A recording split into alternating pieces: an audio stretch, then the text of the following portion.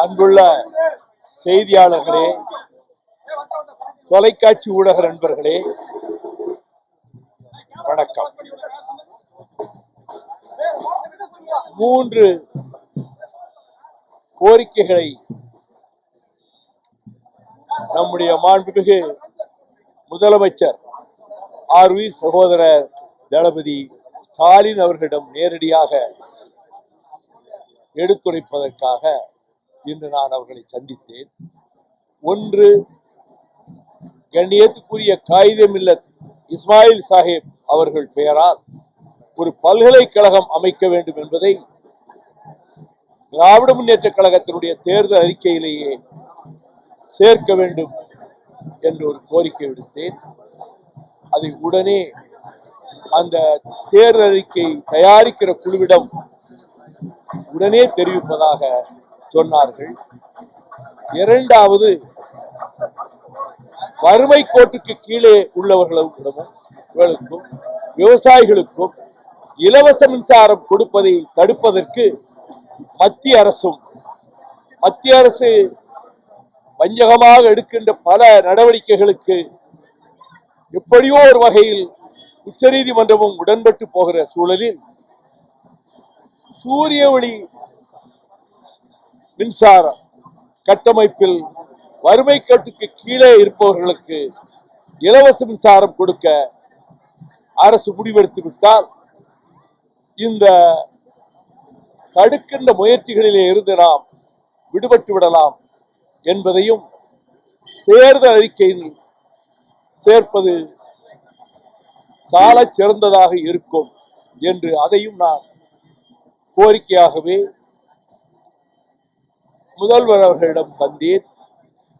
அதையும் உடனடியாக அந்த தேர்தல் அறிக்கை தயாரிக்கும் குழுவிலே சேர்க்க சொன்னார்கள்.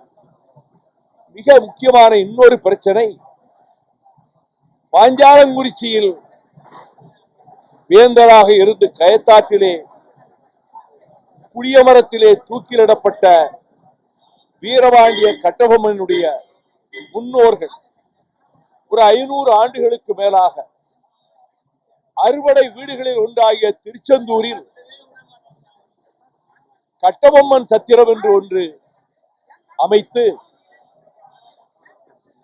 முருகன் கோவிலுடைய 9வது மண்டபப்படியாக அதை இத்தனை ஆண்டு காலம் 300-400 ஆண்டுகளாக பயன்படுத்தி வந்தார்கள்.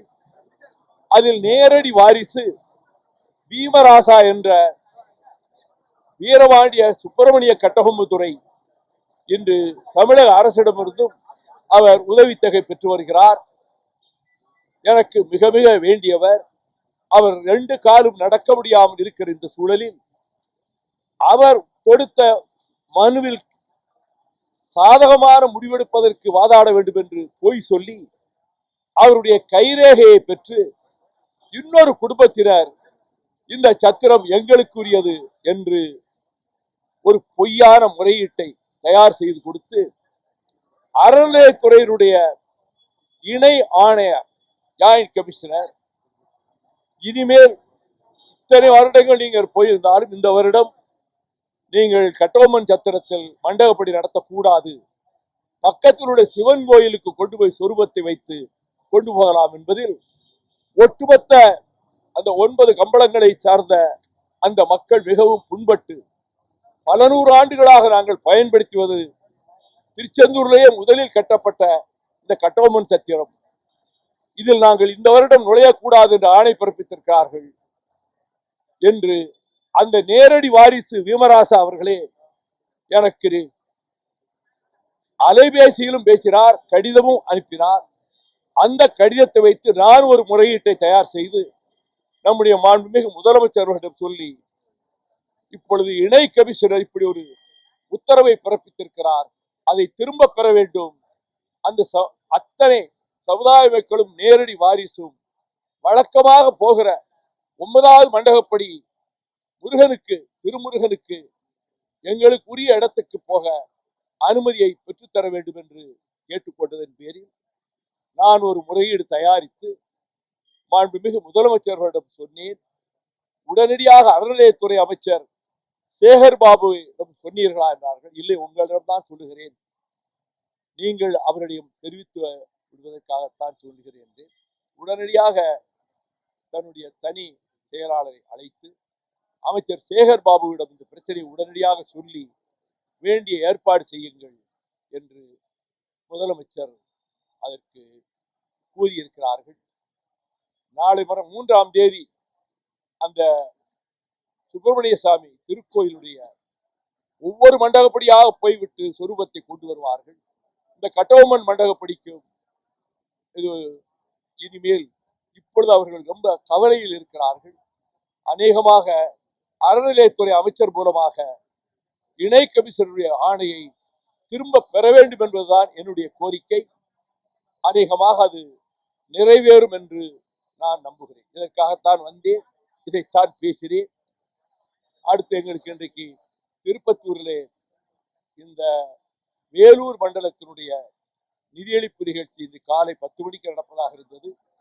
மாண்புமிகு முதல்வர் அவர்கள் பகல் 12:30 மணிக்கு நேரம் ஒதுக்கியதால் நான் அந்த கூட்டத்திலே கலந்து கொள்வதற்காக உடனடியாக செல்ல வேண்டிய நிலையில் இருக்கிறேன்.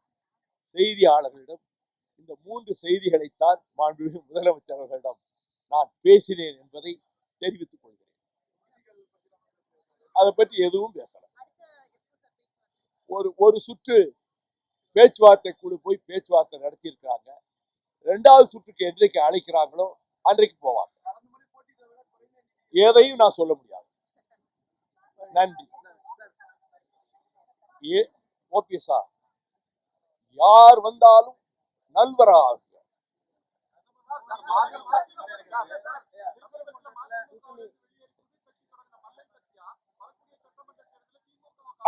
I ignore him. Kindly don't ask any question on him.